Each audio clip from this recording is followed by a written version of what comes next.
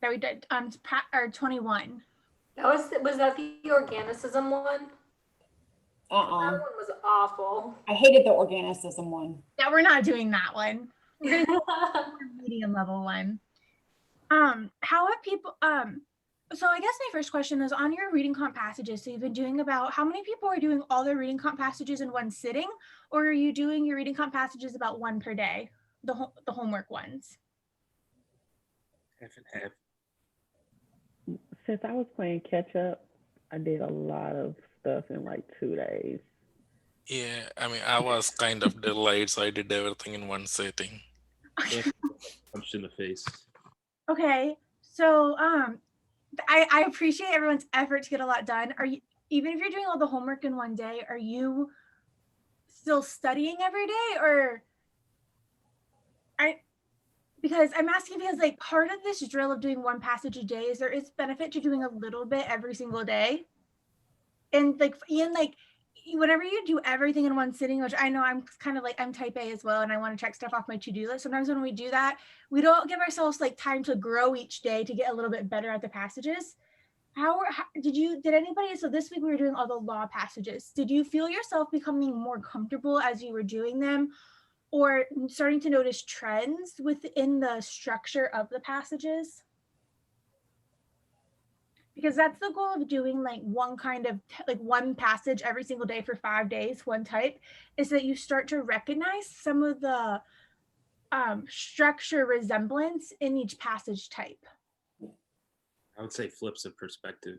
In like within a paragraph, it says it goes one way, but then usually I'd say like critics say this though, but that's coming up and going to be in the next paragraph or when it's like combined. They say like that's an overall reading comp strategy for sure. But like, so let's think about this. Did you notice anything different between how a science passage and maybe some of those questions versus the law passage and some of those questions? So go ahead and take like 30 seconds and think about that.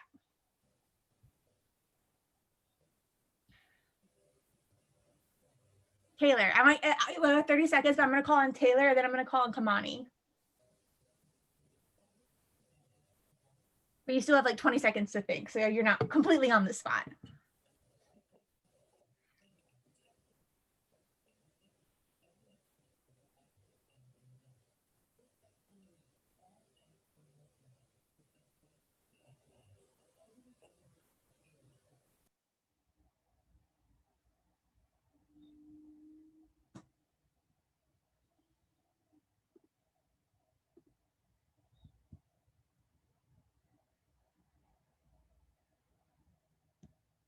All right, Taylor, what do you have for us?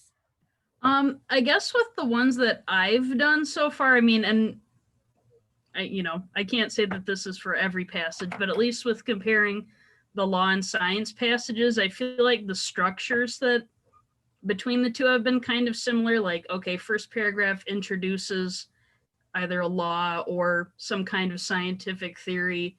Then maybe second paragraph does, okay, here's one common practice or one common idea.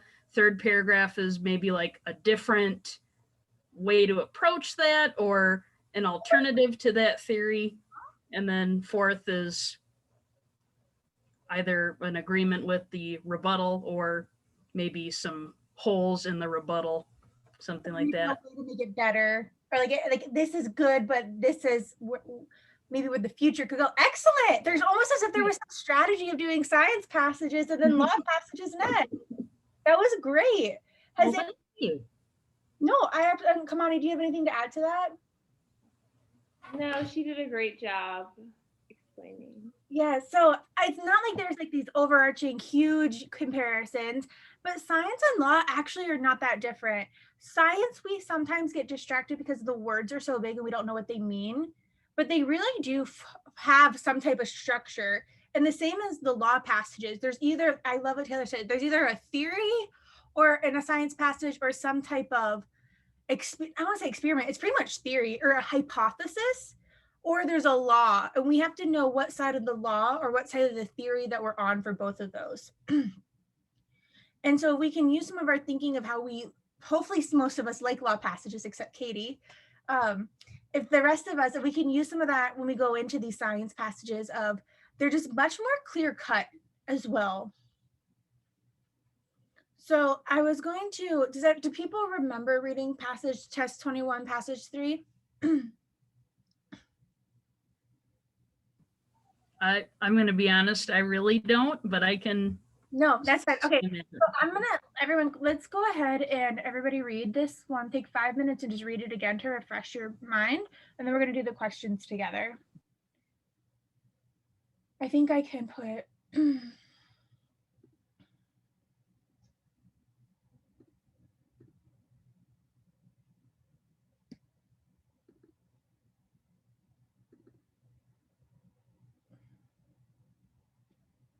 Does everybody have a copy or do they need it?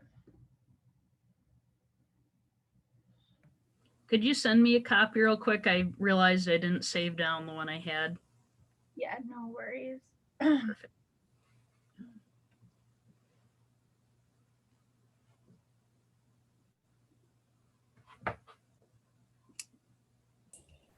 The good thing is though, when you do memorize them, you eventually can say like, this is definitely not it when they give you an answer choice. Yeah.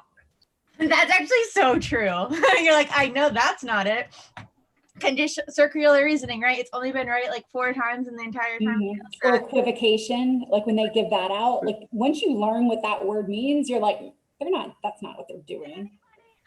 Watch my equivocation video of the journey. It's like 30 seconds of the journey commercial. I need to get better. Okay. But Nicole, I have a question. Is it really helpful to memorize all the flaws? No, I actually have changed my mind. Right? I say no at first, but we're actually going to go over some.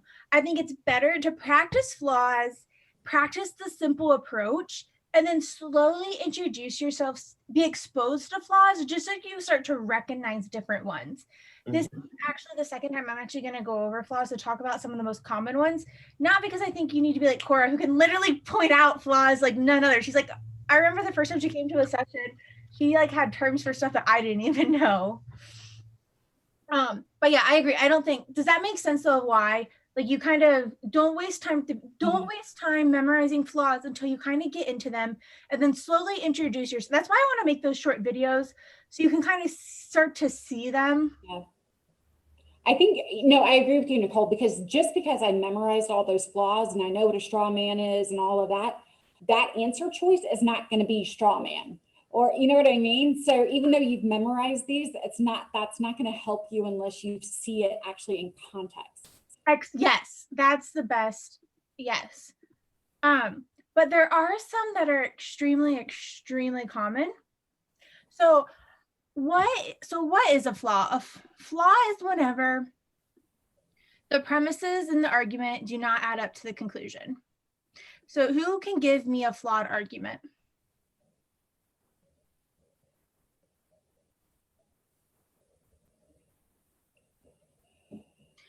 Let's go with Katie is mean. She's the principal. Okay, so Katie is mean is our premise.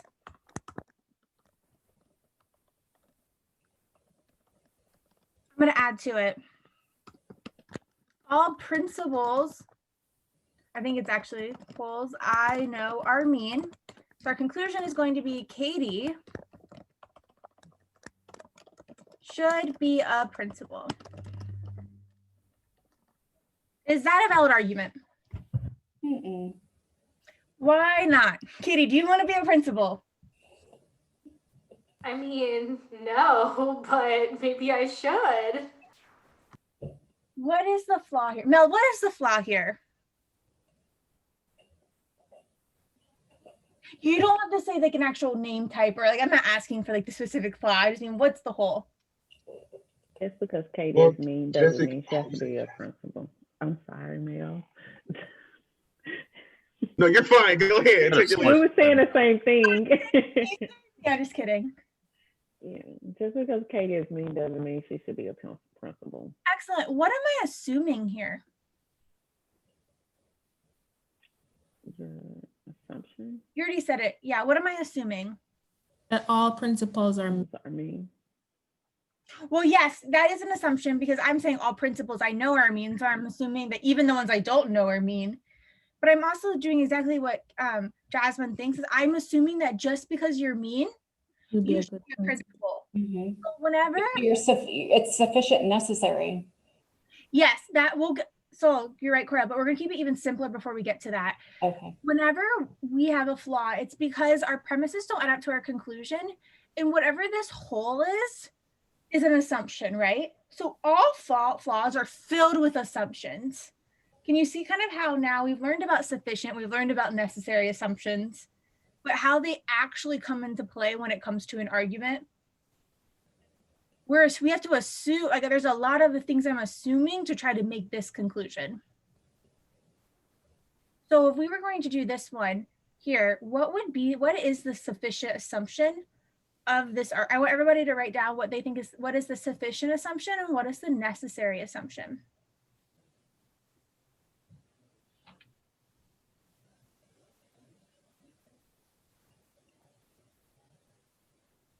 Or A, sufficient assumption, A, necessary assumption.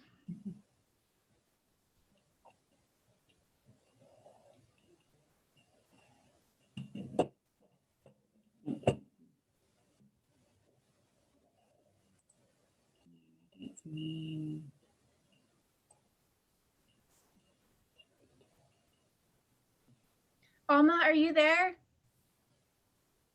I always feel bad if you don't have your people don't have their camera on because I want to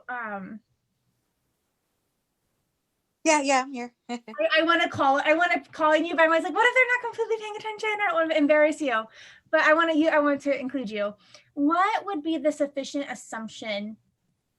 So this is the if then, right? Or well, that would be the conditional statement. What statement could we add to this that would guarantee our conclusion?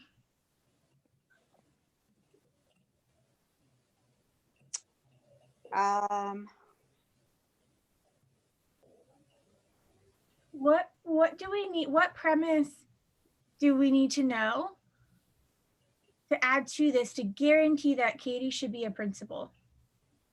Would it be like you said that Katie wants to be a principal, or does Katie wanting to be a principal matter?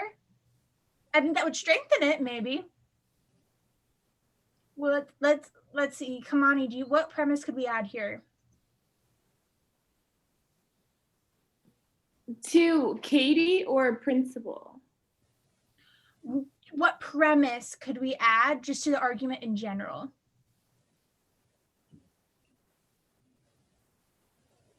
All right, let's take a step back for a second. So maybe I didn't ask this question very clearly. So what we have going on here is I gave two premises. Katie is mean and all principals I know are mean. And from those two principles alone, two premises alone, I'm trying to conclude that Katie should be a principal. And we say all good principals are mean. No, not quite. You're on the right track though, Nikki. You're like close. So what does being mean have to do with being a principal? Just because every principal I know is mean, does that mean that Katie should be a principal just because she's mean? I'm assuming, this is where that word comes in. I'm assuming a lot to try to justify this conclusion, right? But let's say that in my world, this is true. Katie should be a principal and it's my job now to get us there. What statement could I add to here? Any statement in the world that would guarantee that this conclusion is true, that Katie should be a principal? All females named Katie that are mean should be principal. Yes, technically that would work. If we added that, would that guarantee our conclusion that all females named Katie that are mean should be principals? What else could we say? All people that are mean should be a principal. Do you see that, Kamani and Alma and Nikki? It's actually, we make it harder than it is. But so this is our sufficient assumption. This is what would be enough to guarantee this conclusion to be true. What was our necessary? We haven't gone over necessary assumption questions, so it's okay. Bye, Taylor. Enjoy class. What would be, for those that are necessary, we haven't talked about this yet. What would be a necessary assumption for this argument? Katie?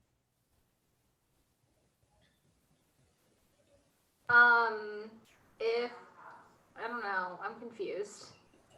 Is it wait? So all people who are mean should be principals. That would be sufficient. So then for necessary, I don't know. Sorry. Katie went to school to be a principal.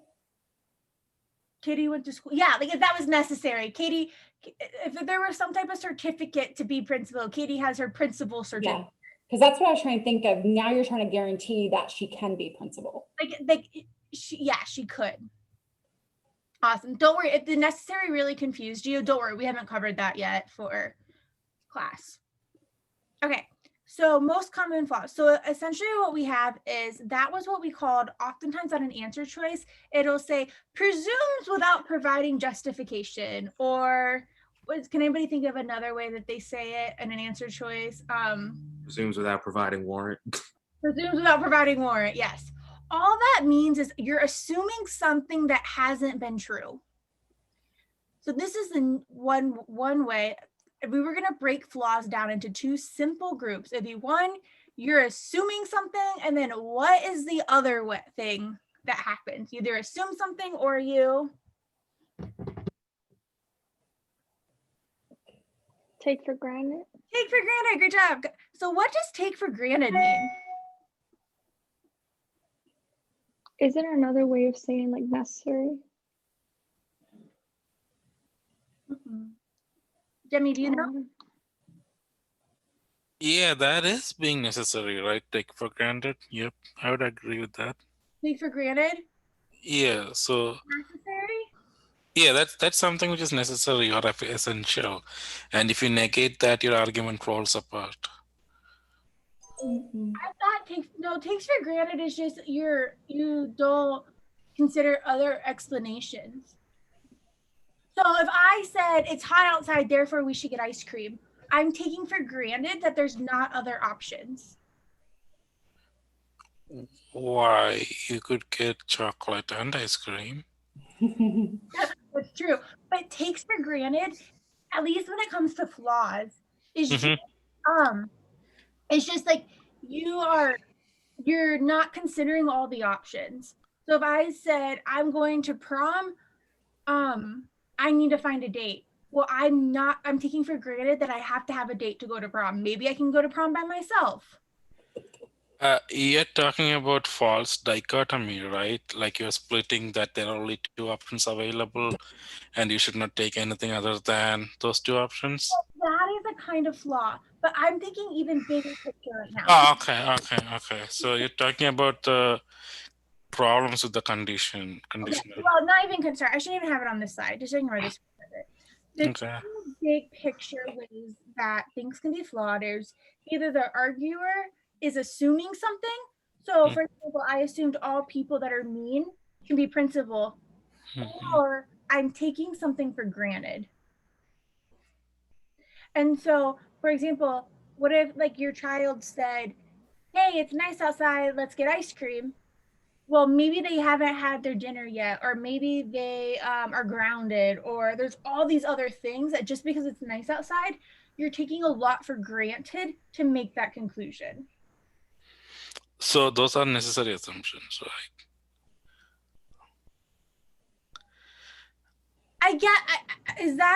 That might be the. So see, let's talk on that example. So my child wants ice cream now, but he's taking for granted that dad is not in a class. So, but dad is not in a class is a necessary assumption, so that he can go out and get ice cream. Not in the class is needed for him to go get ice cream. Let's look at a question type. Sure. Let's look at a question when we get to it. Mm-hmm. I'm thinking maybe it is necessary assumptions, but I'm thinking about this in the most basic sense. And I think maybe you guys learned like in a Power Score book or something that takes for granted as necessary conditions and assuming things are sufficient conditions. Because I would get on board with the assuming is a sufficient condition, but I'm thinking about takes for granted in like the most basic sense. Okay. So conditional flaws. What is a conditional flaw?